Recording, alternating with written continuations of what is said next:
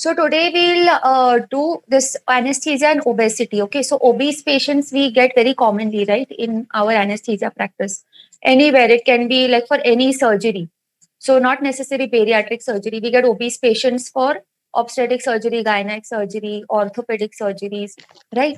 So that's why obesity is important for us as anesthetists. Okay, we have to understand what is obesity and what is the pathophysiology which is occurring in an obese individual, which is affecting his normal body systems.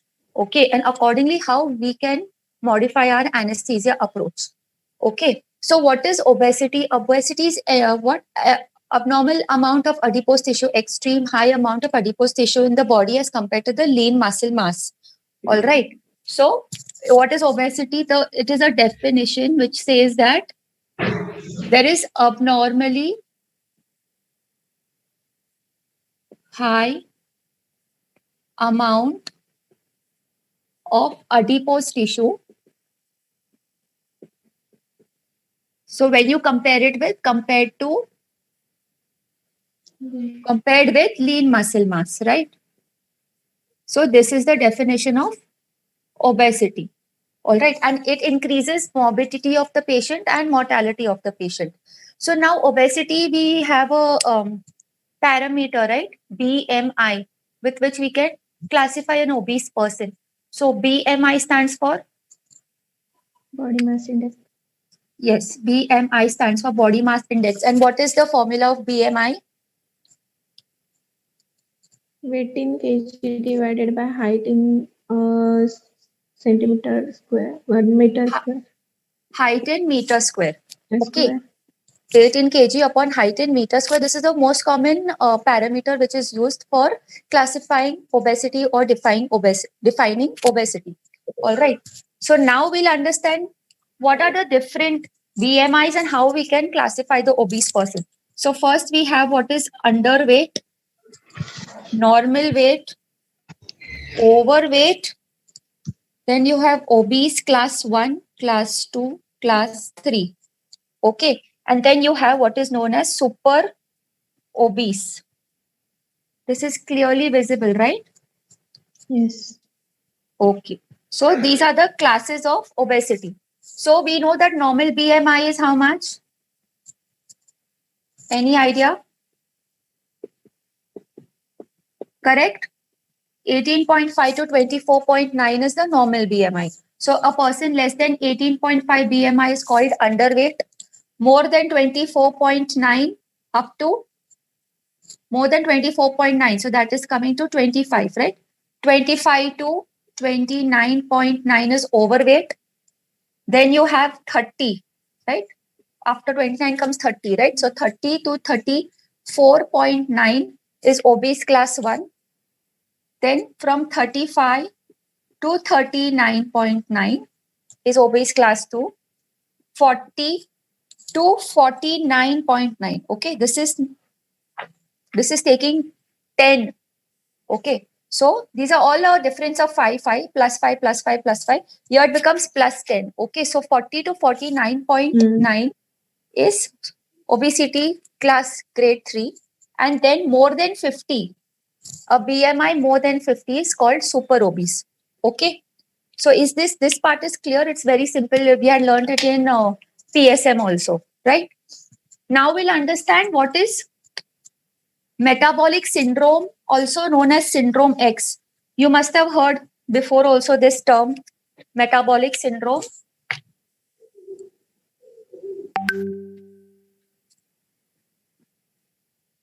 Also known as syndrome X. Okay. So what is metabolic syndrome? So there are actually 1, 2, 3, 4, 5. There are 5 parameters, out of which if the patient is having at least 3, a patient needs to have more than equal to 3 of these following 5 parameters, then we say that this obese person is suffering from metabolic syndrome. Okay. So for that diagnosis, the patient should have abdominal obesity. Okay. The next is the patient will have a high BP, elevated fasting blood sugar. Okay. The next is patient would having decrease in the HDL. HDL is what? The good cholesterol. So decrease in the HDL or increase in the triglycerides. Okay. So these these are the lab investigations and these are the clinical examination. Okay. So any three of these five, if the person is having, that means this person is suffering from metabolic syndrome. Okay. I'll move ahead. And what is the pathophysiology? Okay. Behind obesity. Okay.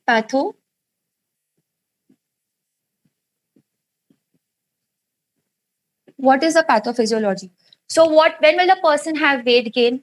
So weight gain will occur when the calorie intake is much more than the calorie burnt.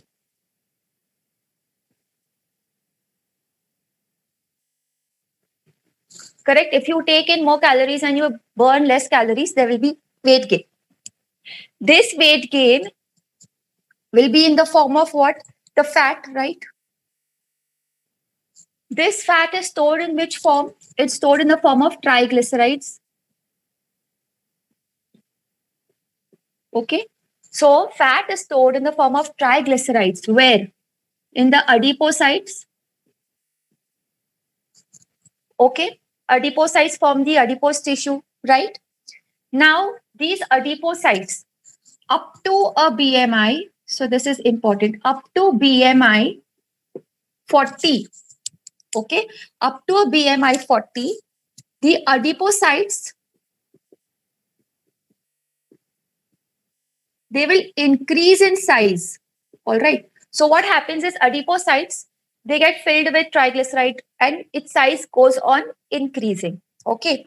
Once the patient's BMI goes above 40, okay, the adipocytes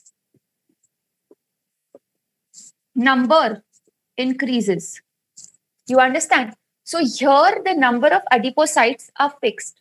So if the person has a BMI of 40 or less, the number of adipocyte cells in his body are fixed. And these adipocyte cells keep on increasing in size. Okay. If the BMI goes more than 40, that is the time the adipocytes have already increased to the maximum size. And now they start dividing and the number of adipocytes increase. Okay. Now this triglyceride storage.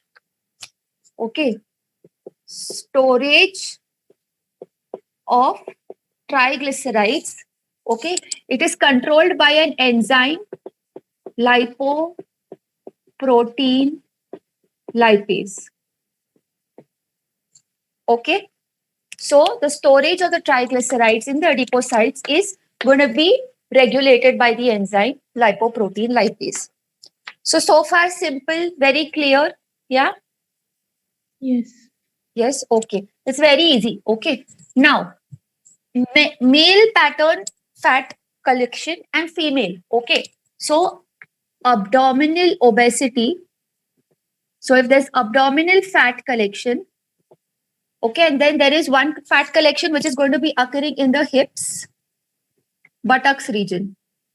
So you can guess and tell this is going to be in which will be occurring in males? Abdominal.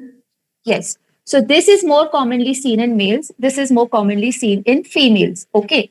Hip and fat collection, hip buttock collection of fat is females, abdominal obesity in males. So this is known as android pattern. Correct? Because it's male pattern fat. And this is gynecoid. Okay, gynecoid pattern fat collection. Now, there is another parameter that we know. Okay, what is waist hip ratio?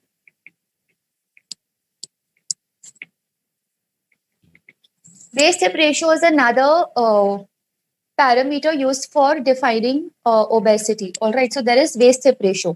Now, in males and females, there is a separate value. Okay, in males and females. So, because waist hip ratio is an independent risk factor for many diseases. Okay. So, this is an independent risk factor for many diseases. What are those diseases? Ischemic heart disease, stroke, diabetes. Okay. So, if the patient has a high waist hip ratio, they are at risk for ischemic heart disease, stroke, and diabetes. Males, if the waist hip ratio is more than 1, and females, it is more than 0.8. Okay. So, these two values are clear. That is, the waist hip ratio is more than 1 in males or more than 0.8 in females. These patients are at a high risk for ischemic heart disease, stroke, diabetes, and death. Okay. So far, okay? Okay. Now we have to understand what is happening in obesity. Okay.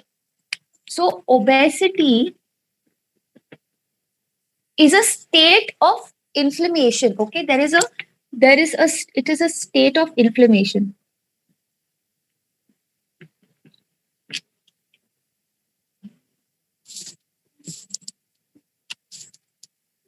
Obesity is a state of inflammation, which means that there is going to be increase in the inflammatory markers. So the adipocytes that we have in the body, okay, these adipocytes, they release certain pro-inflammatory cytokines.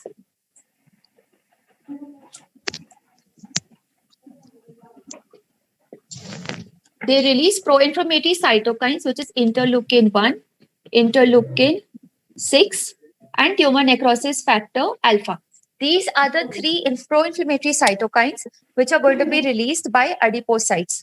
This is released by the visceral adipose tissue. Some adipocytes, they will release pro-inflammatory cytokines, which is interleukin 1, interleukin 6, and tumor necrosis factor alpha. These pro-inflammatory cytokines are released by the visceral adipose tissue. So the visceral adipose tissue is responsible for releasing all these pro-inflammatory cytokines. Now, because of the presence of so many inflammatory markers which are elevated in an obese person, that's why we say obesity is a state of inflammation. Okay. Now, in the inflammatory process which occurs, this is a part of the metabolic syndrome. Okay. So first thing, we know that the adipocytes are going to be releasing the pro-inflammatory markers, right? What is the second cause of state of inflammation? So one cause we understood, that is adipocytes which are releasing the pro-inflammatory markers. There is a second cause for inflammation to occur, which is insulin resistance. So we all know that as adipocyte count increases, as the fatty tissue in the body increases, the insulin receptors become resistant to the action of insulin molecule, which means what? The insulin receptors are there on the tissue. The insulin cannot come and bind to these receptors. They become resistant. So hence we know, call this as insulin resistance. So when insulin resistance occurs, which means what? Insulin cannot do its normal work. Insulin is unable to do its normal work. Normal work of insulin. So what we know is that insulin has anti-inflammatory properties, natural. Okay. So insulin has got anti-inflammatory properties. And these anti-inflammatory properties are now going to be diminished.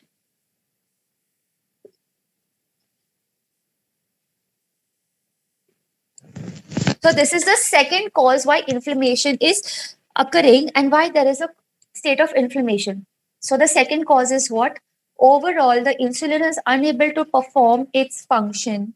It's unable to attach to its receptors. Hence, it's unable to perform its function of anti-inflammation. Anti-inflammatory function is lost. So that's why a state of inflammation occurs.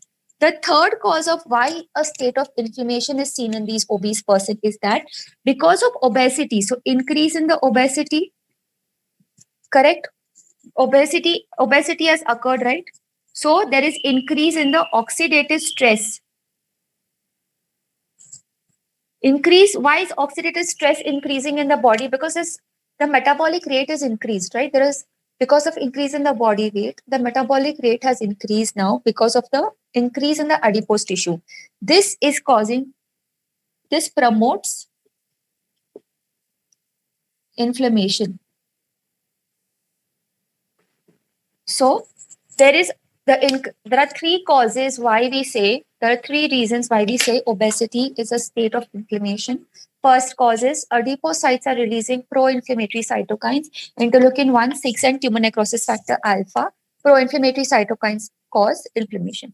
Second cause is what? Insulin resistance, overall generalized insulin resistance in the body. Insulin cannot perform its normal function, which is of anti-inflammatory. So that anti-inflammatory property of the insulin is diminished and therefore inflammation will occur. The third cause is that because of increased metabolic rate, increased metabolic demands in this person, there's an oxidative stress. This oxidative stress is responsible for promoting inflammation. So now we know why is obesity considered as a state of inflammation. Okay. So you all are with me? Okay. Now next we have to understand in obesity, persons also develop impaired. There is going to be the second property in obesity, which is impaired glucose tolerance. Okay, so in obesity, what we see is that obesity is usually accompanied with, what do I mean with this? It is accompanied with diabetes. Obese persons are very prone to developing diabetes. Why? We have to understand why. Okay, so now we understood one thing from the previous part, that there is a pro-inflammatory cytokines have increased, right? So there are pro-inflammatory cytokines. We know any state of wherever inflammatory markers are elevated, we find that it worsens glucose tolerance in this persons. So you will notice if a patient, any patient who is having raised inflammatory markers, they very commonly you will find that the capacity to regulate the blood glucose is impaired in these people and the blood glucose levels will be elevated. Okay. Now just to understand why is this, how is this happening? It's because the pro-inflammatory markers, right? They decrease the release secretion of adiponectin. It decreases the secretion of adiponectin, and which is a powerful insulin sensitizer. Adiponectin sensitizes the tissues to insulin. If adiponectin is less, then it will worsen glucose tolerance. If that depth and detail is not remembered by you, it's okay. You have to understand that inflammatory markers, elevation of inflammatory cytokines will worsen glucose tolerance. The second thing is what? We know that there is insulin resistance.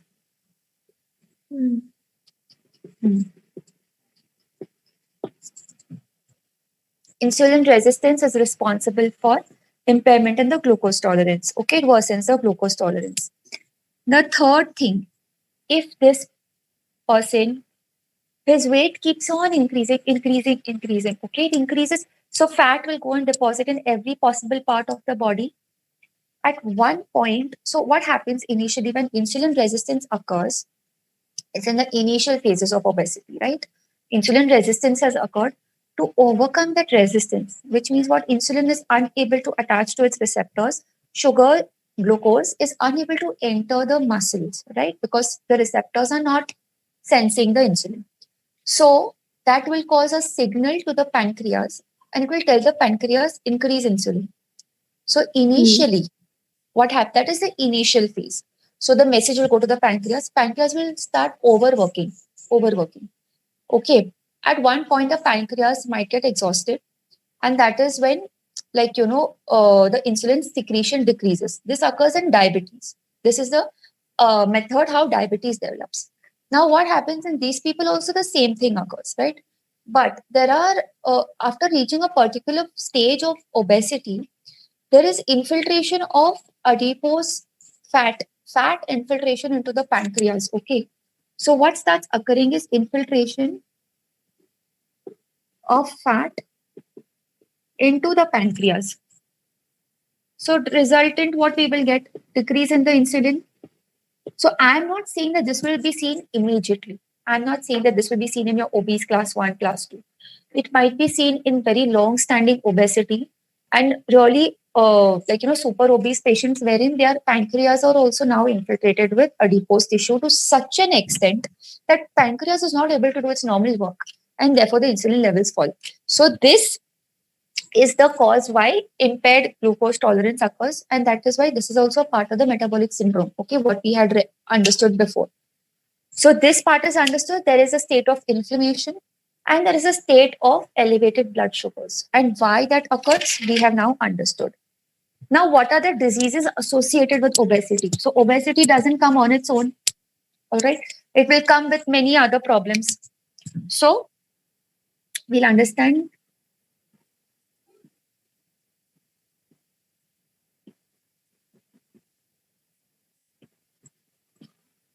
So, what is going to occur along with obesity? So, the first system that we will see is endocrine. I have already told you endocrine. Patient will have metabolic syndrome, which I've already explained to you. The second thing which I've explained to you is type 2 diabetes just now. So these two problems will be occurring in the obese person. Okay. The second system that we will see is the cardiovascular system. This is very important. Okay. So pay attention. So in cardiovascular system, the first we will try to understand is systemic hypertension. Systemic hypertension is the first impairment in cardiovascular system which occurs in obese people. All right. So why does systemic hypertension occur? We'll understand. So there is an initial state of hyperinsulinemia, right? As the glucose impairment of the glucose, the resistance towards the insulin increases, insulin resistance increases, the signal goes to the pancreas. Pancreas try to overwork. When pancreas try to overwork, there will be hyperinsulinemia, increase in the insulin. This will stimulate the sympathetic nervous system. If the sympathetic nervous system is stimulated, which means what? There'll be increase in the circulating norepinephrine. Okay?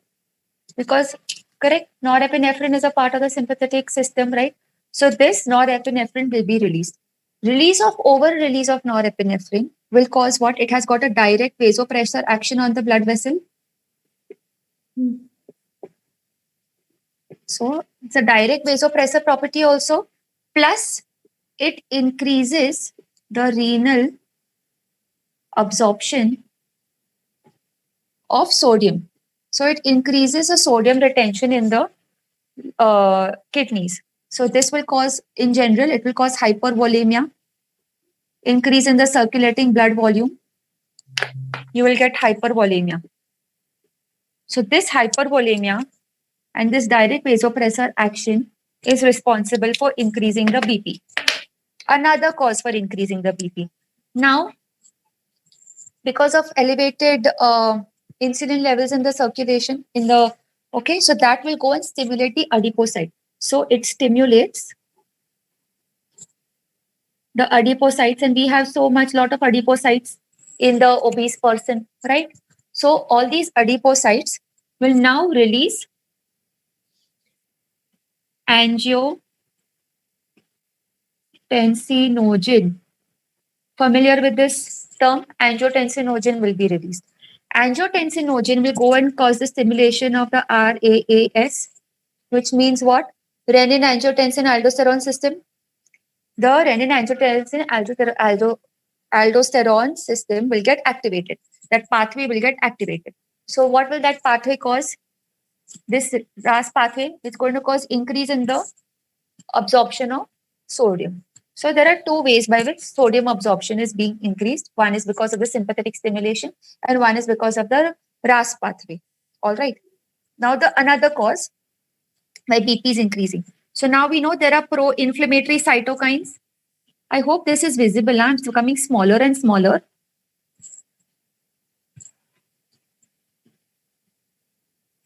It's visible now here? Yes. Okay. So pro-inflammatory cytokines, we have already understood interleukin 1, 6 and TNF alpha. They will damage So they cause damage to damage and fibrosis. Okay, so damage, fibrosis of arterial wall. It will cause damage and fibrosis of the arterial wall. And this is going to in turn cause what? Arterial stiffness.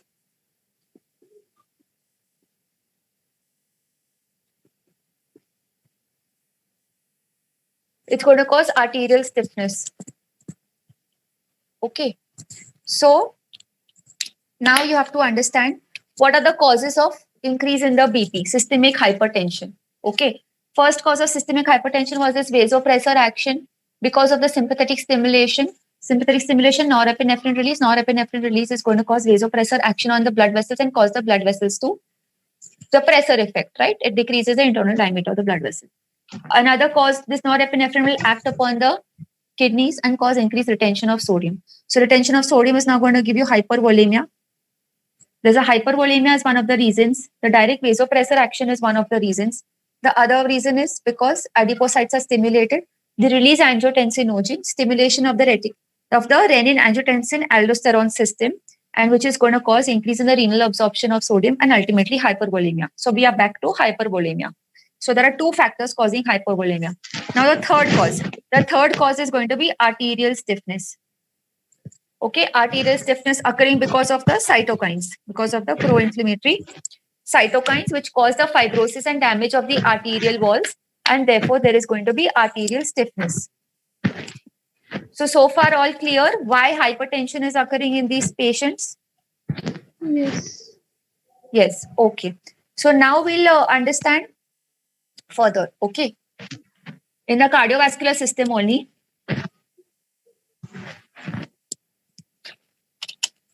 Okay, so in the cardiovascular system, if 1 kg, if a person gains 1 kg adipose tissue,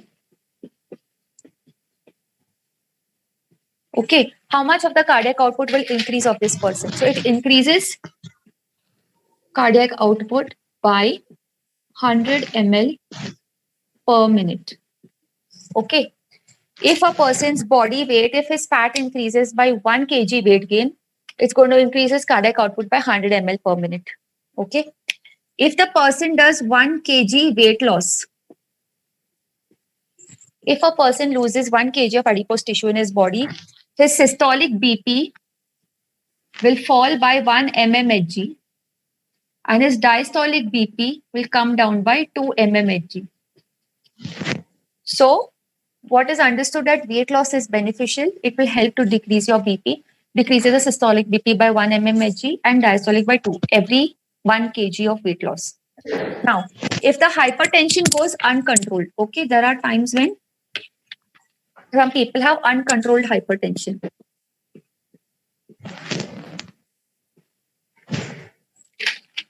So if there is uncontrolled hypertension, what's going to occur?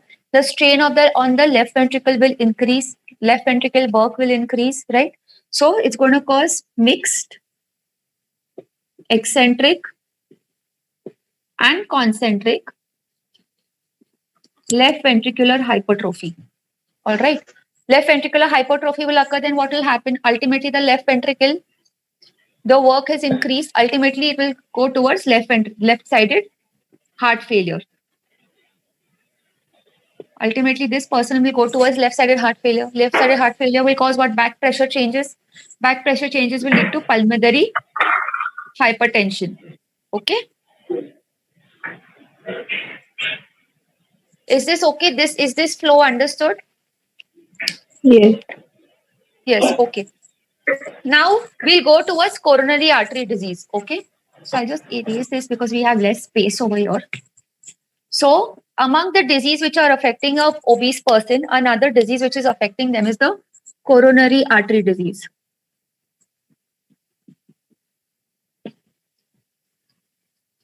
So coronary artery disease is occurring in them. It is an independent risk factor. So obesity is independent risk factor for coronary artery disease. This one point is understood. That's an independent risk factor. Now the second thing, because of the impaired glucose tolerance, all right, insulin resistance is there, right? Person is having insulin resistance, right? This insulin resistance is going to cause what? Glucose intolerance. This glucose intolerance is responsible for accelerated atherosclerosis.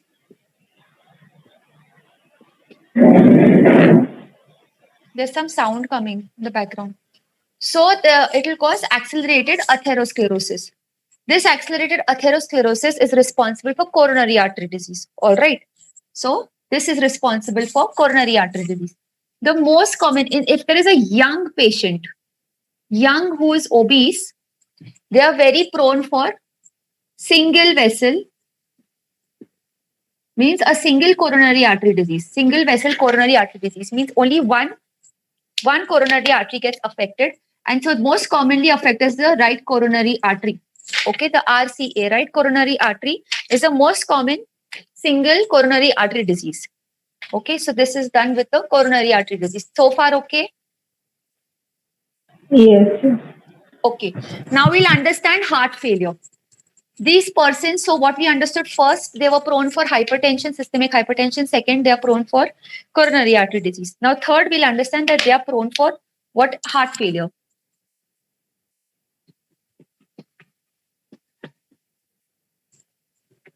Marker is getting lighter. We'll go to the other side. So they are prone for heart failure, both right heart failure and left heart failure. So now we'll understand why heart failure is occurring, okay, in them. So now we know that there was hypervolemia, which was causing the systemic hypertension, right? There was a state of hypervolemia. There was vascular stiffness. Correct? This was causing what? Increase in the BP because of systemic hypertension. So it caused hypertension. This hypertension, what indirectly it caused? Left ventricular hypertrophy, right? Left ventricular hypertrophy made what? The left ventricle, after undergoing hypertrophy, now it's become less compliant. So less compliant means what? Its ability to dilate and diastole is impaired, right? Its ability to dilate and diastole is going to be impaired. So ultimately, this will go into left ventricular diastolic dysfunction.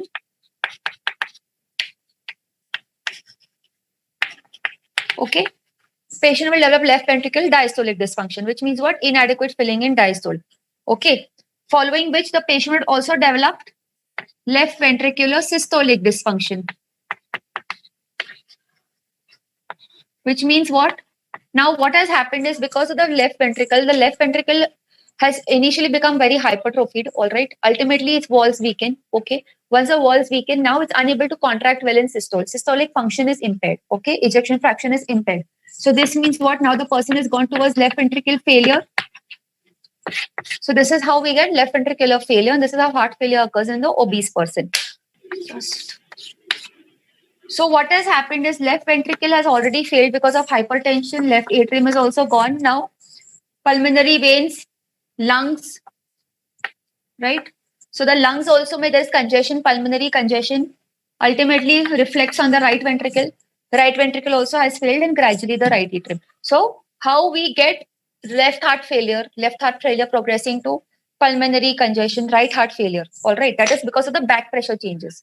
Now, if you see the other cause of heart failure, this is one method, okay, where we expect heart failure is going to occur. The other method is what? Obstructive sleep apnea. You must have heard this term. OSA, obstructive sleep apnea, is responsible for pulmonary hypertension.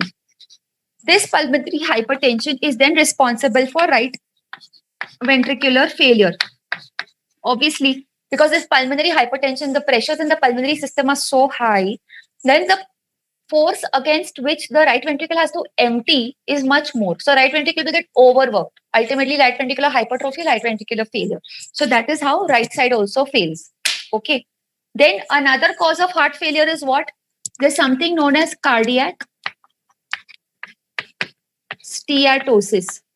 So what is cardiac steatosis mean? That there is fatty infiltration, this fat which is going to keep collecting into the cardiac tissue in the myocytes. Okay, and this will cause obesity associated cardiomyopathy.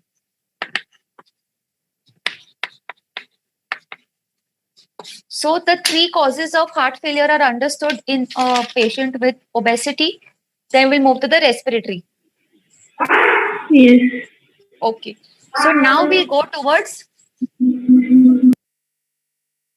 okay, what happens in the respiratory system?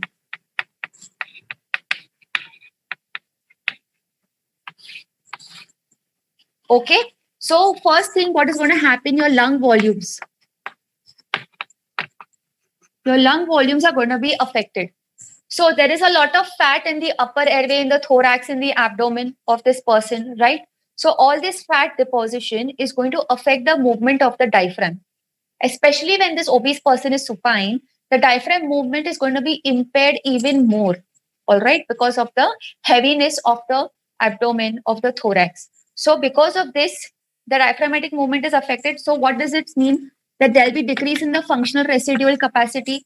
So normal tidal volume breathing, whatever is expired after normal tidal volume, whatever is left inside in the lungs is what?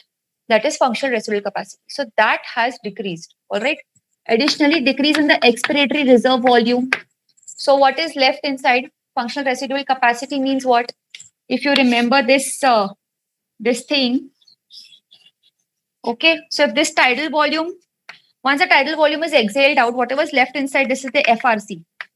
This FRC decreases in the obese person. All right. And in this FRC, you have got something known as expiratory reserve volume, and you have known as something known as residual volume. Correct? So FRC is going to decrease. Expiratory reserve volume means the amount of reserve which is left in his lung to expire, that is less. Okay. Then the next thing which is decreased is the total lung capacity. All right. So which is this? This is total lung capacity. So this total lung capacity is also decreased in this obese person. So what will happen now because of all these decrease in the volumes? Obviously, this is all going to lead to something known as VQ mismatch. Means what? Perfusion is happening, blood is going through there, but ventilation is restricted. Very limited ventilation is occurring. That area of the lungs have started to collapse. So what is going to happen now? Suppose this is a particular area of the lung. All right. Now this is one area of the lung. Now what happens? We expect that deoxygenated blood will come, pick up oxygen, and oxygenated blood will exit out from the lung. Right. What is happening over here? Now this has started to collapse. Right. This is going to be collapsed. So if this is collapsed, oxygen amount over here is going to be less. So let's consider this to be the base of the lung, and here this area has collapsed. There's hardly any oxygen over here, very less oxygen. So what is happening? The blood is coming. Blood is coming, venous blood. The venous blood is flowing through this part of the lung, which is not getting ventilated well. And the venous blood is exiting out. So when it exits out, what will happen? It is exiting as arterial. The venous blood is entering through the collapsed area of the lungs, but it is not picking up any oxygen because it's not oxygenated in that area. So venous blood is passing, and now it is joining the arterial blood. It's just passing like that, but unable to pick up. All right. So ultimately, what is happening? This arterial blood which is there, the deoxygenated blood is now in the arterial blood because the deoxygenated blood in the venous blood was not able to pick up. It did not have anything to pick up. So this deoxygenated blood is going to continue and join in the arterial blood. All right. So this is known as, this has got a term which is known as right. What we say that there is right to left intrapulmonary shunting. This is nothing difficult. Right to left means what? Blood in the right is always what? Deoxygenated. This is deoxygenated blood, right? The right heart system is containing deoxygenated, which is venous blood. It is going and mixing with the it is going and mixing up in the arterial, right? So the deoxygenated blood, it's going its normal way, not able to pick up oxygen. It is and joining the arterial system. So that is why we say it is right to left, and it is occurring in the lungs. So hence it's known as intrapulmonary shunting. This is, so what does this ultimately cause? Because of this, the patient is going to have something known as arterial hypoxemia.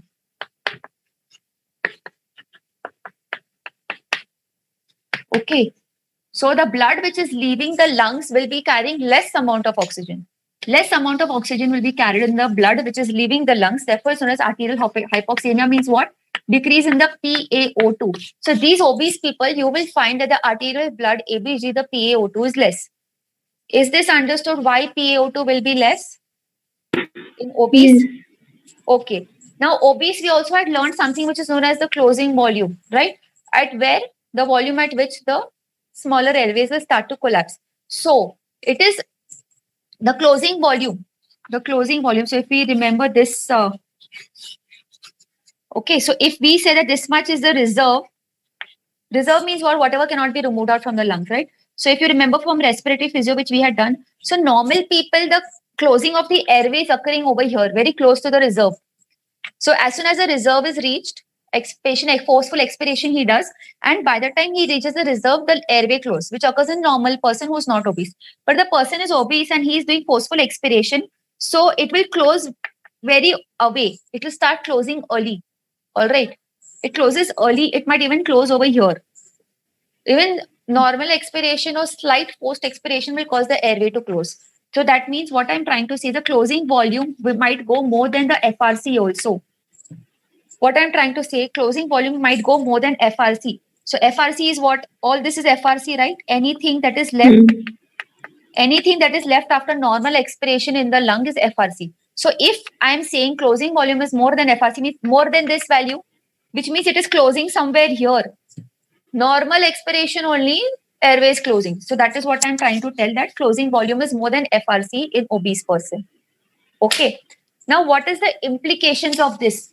What is the problem? All this is happening. FRC is decreasing. Okay. So GA will worsen this whole situation. This is to an awake obese.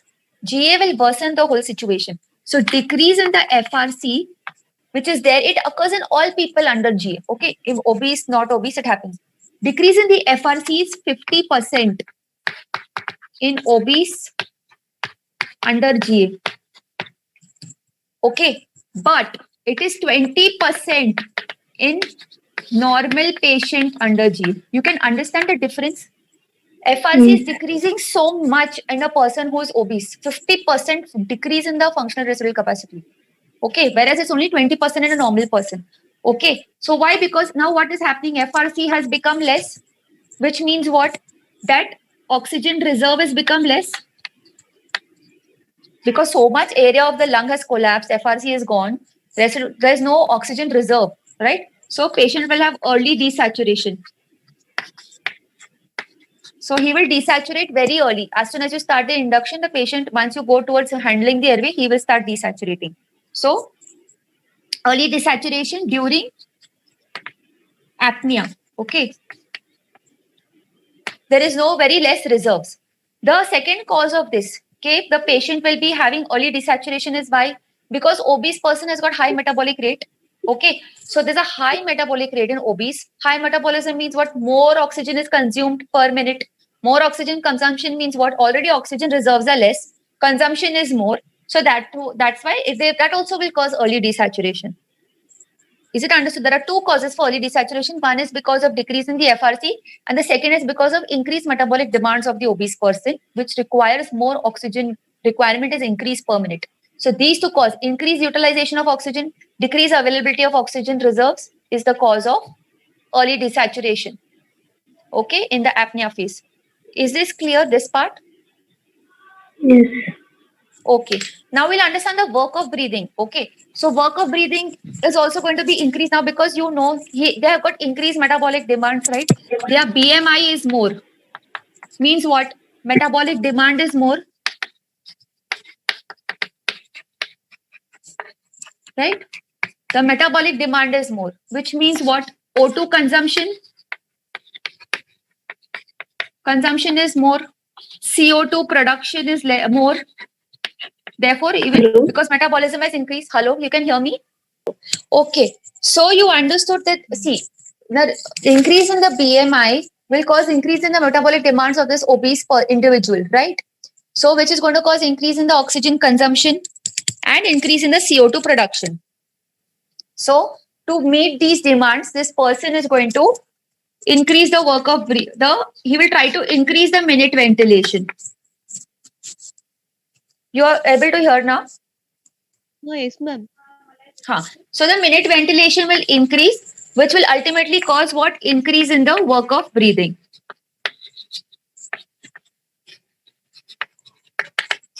So this is so what we have understood in the respiratory, lung volumes are going to be affected. That is one point. The second point is work of breathing is increased. There's an increase in the work of breathing. Now, the third point, which is going to be affected in the respiratory system, is going to be what? The lung compliance. So, lung compliance is decreased, and the airway resistance. Airway resistance is increased. Okay. Now, so lung volumes, work of breathing, lung compliance, airway resistance. Next, what we have to understand, a thing which is known as obstructive sleep apnea, OSA. What is OSA? OSA is obstructive sleep apnea. What is the definition? This is very, very, very important definition. So what is the definition? It is episodic, complete cessation of breathing for more than 10 seconds. For more than 10 seconds, occurring more than 5 times per hour of sleep. Okay, because this is in sleep, accompanied with desaturation, which I mean decrease in the SpO2 by 4%. This is a very important definition. It is episodic. It's not occurring throughout the sleep. There are episodes during sleeping wherein there is complete cessation. That means breathing has completely stopped. How much time it has stopped? It has stopped for more than 10 seconds. Okay. And how many times it's happening per hour of sleep? At least more than 5 times. And how much is the patient having desaturation? He is having a fall in the saturation by 4%. So his saturation was 96, it will become 92. If his saturation at awake was 96, now it will become 92. It has to be decreased by 4 or more than 4%. Minimum 4% fall in saturation has to be there. Now there is another term which is, we'll just understand one more term, which is obstructive sleep hypopnea. Obstructive sleep hypopnea. Hypopnea means what? It's not apnea. It's not complete apnea. It's hypopnea. All right. So hypopnea is going to be decreased, right? So it is episodic. This is also episodic, but it is not complete cessation. There is no complete cessation. What is happening over here? There is partial reduction of breathing, no, of airflow. So there is partial reduction of airflow which is occurring through the airway, lasting for more than 10-second duration.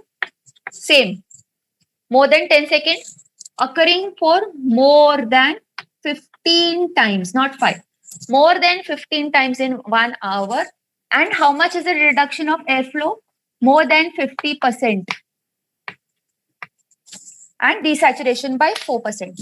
So obstructive sleep hypopnea is what? This is also episodic. There'll be episodes overnight when the person is sleeping where there'll be partial reduction of the airflow. So airflow reduction will be occurring how much? If 100% airflow is happening, right now this person should at least have decrease in the airflow by 50%. It should be lasting for more than 10 seconds. The decrease of airflow should be lasting for more than 10 seconds and should be occurring more than 15 times per hour of sleep. More than 15 times per hour. And desaturation should be occurring by 4% or more. So reduction in airflow by 50% or 58%? 50. So 50. There is a decrease in the airflow by 50. By 50%. Okay. Now, how we will diagnose these problems of obstructive sleep apnea and obstructive sleep hypopnea? So it is diagnosed with the help of something known as sleep study. And sleep study is, what is it known as? Polysomnography. Okay, so with the help of sleep study, we can do. At the end of sleep study, we get a result. Okay, that result is given as AHI. What is the meaning of AHI? It is apnea. Hypopnea index. Yes, correct. Correct. Apnea hypopnea index. Okay, this index means what? Total. So you take total apnea, how many ever apnea is happening, plus total hypopnea. So if I'm doing this study for 10 hours or so over 10 hours, the number of episodes of apnea, hypopnea, I will add them and I will divide it by total sleep time. So this will give me apnea, hypopnea index. All right, to total sleep time. So now we can grade the severity. So what will this help us? We can do grading. We can grade the severity of obstructive hypopnea syndrome and obstructive apnea syndrome. Obstructive sleep apnea. Okay. So obstructive sleep apnea and obstructive sleep hypopnea, we can grade it. So there is mild, you have moderate, and you have severe grade. So mild means how many episodes he's having? He's having 5 to 15 per hour of sleep of apnea hypopnea. Okay. 15 to 30 episodes per hour of sleep and more than 30 episodes per hour of sleep. So this is how we can grade the severity of hypopnea and apnea occurring in a person. Based on the severity, then we shall see ahead how we can treat this person, right? So if this person is having mild, if he's in the mild category, so if he's in the mild category, we can advise him weight loss. Correct? We will tell him don't drink alcohol before sleeping. Don't drink alcohol before sleeping, we'll advise him. Then we'll tell him sleep on your side. So sleep sideways, we'll advise him. Not very, something that he can do as a lifestyle modification. Moderate and severe. So if the person comes under the grade of moderate and severe, we will advise him to use a CPAP machine or a BiPAP machine when he's sleeping. Okay. We might advise him to undergo some surgery. What surgery it is this? This is uvulo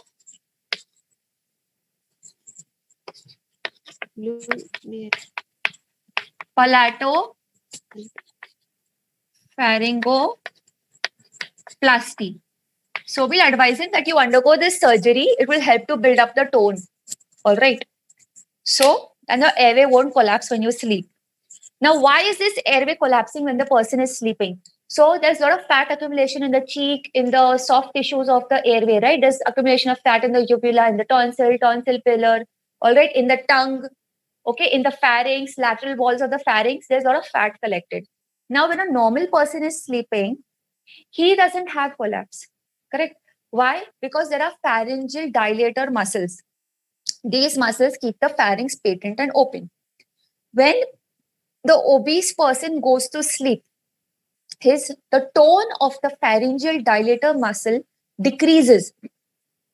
When the tone of the pharyngeal dilator muscle decreases, the pharynx will start collapsing. But in a normal person, pharynx might collapse, but it will not cause obstruction in breathing. But in an obese person, there's a second cause. Muscle tone is becoming less in sleep, but the second very important cause is fat collection. As soon as the tone is lost, there's so much fat on the sides, which will cause a collapse of the airway. All right? And which is going to cause obstruction to breathing. So obstruction to the airflow.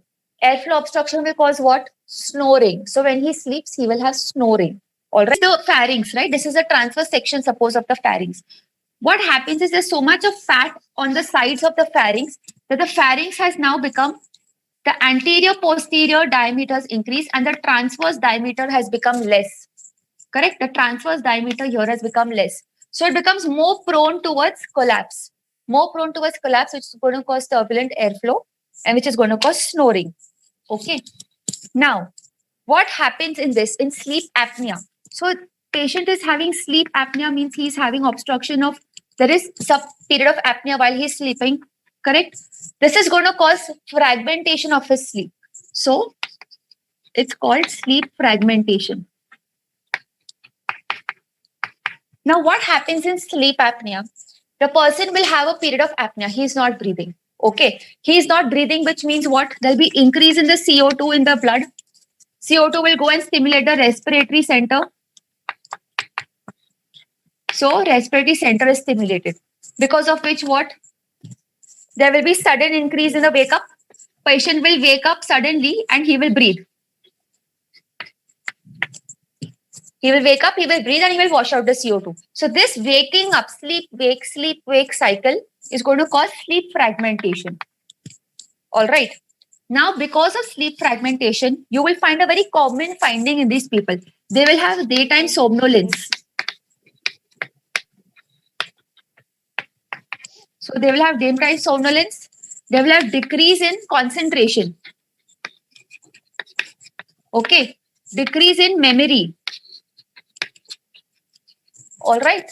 And they will have morning headache. Why will they have morning headache? It's because the CO2 collection is going to increase and it's going to cause cerebral vasodilatation. So therefore, they're going to have morning headache. Okay. Now, what are the features seen? If the patient is having sleep apnea, you will find that these people, there is a decrease in the PaO2. What I mean by this, arterial hypoxia, you will find there'll be increase in the PaCO2, arterial hypercarbia. Okay.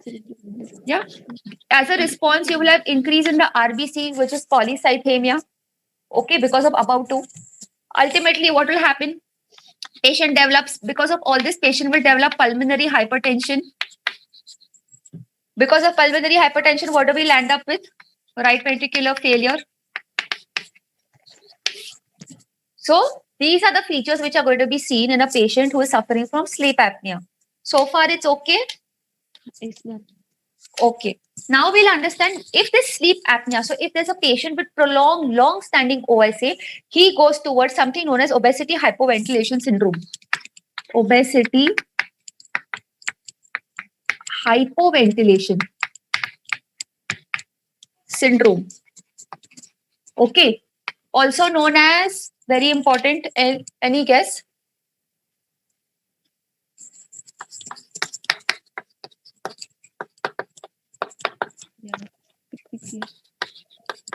Okay, also known as Pickwickian syndrome.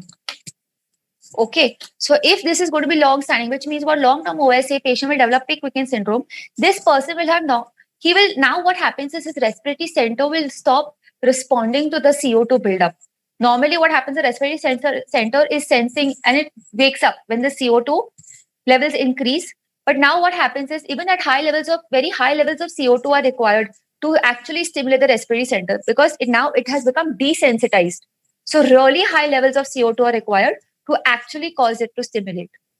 Is this understood? Yes, ma'am. Okay. Now we'll just quickly understand what are the features. So we've understood cardiovascular, respiratory, and endocrine. Cardiovascular, respiratory, most important. Okay.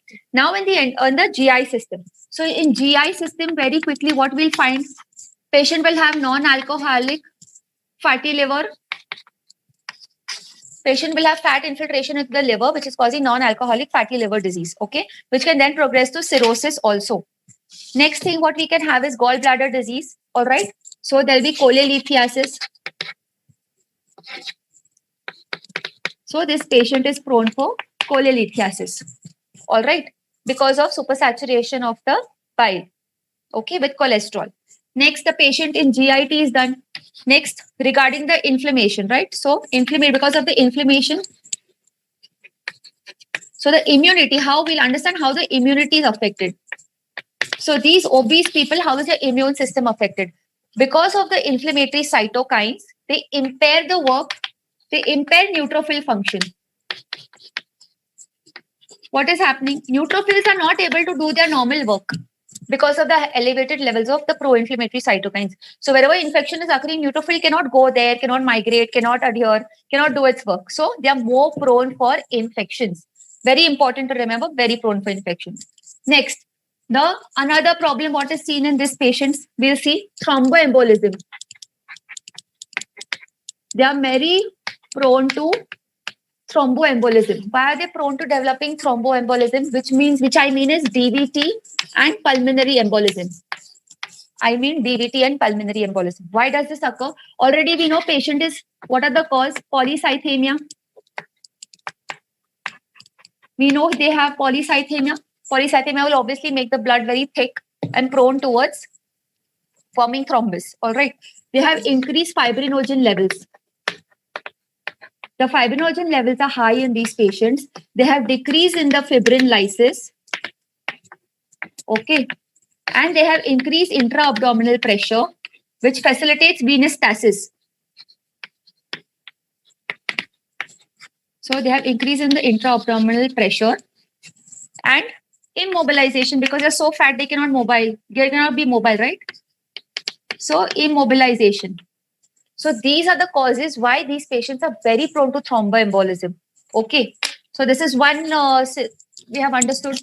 Next, they are very prone towards musculoskeletal problems, such as they are very prone for joint pain, very prone for arthritis. Okay, which I mean is osteoarthritis. All right. So we have to be very careful when we position these obese patients. Nervous system. How is the CNS? How is the nervous system going to be affected? Patient will be having diabetes. We know diabetic patients have got what? Autonomic neuropathy. Yeah. So they've got autonomic neuropathy. They have peripheral neuropathy.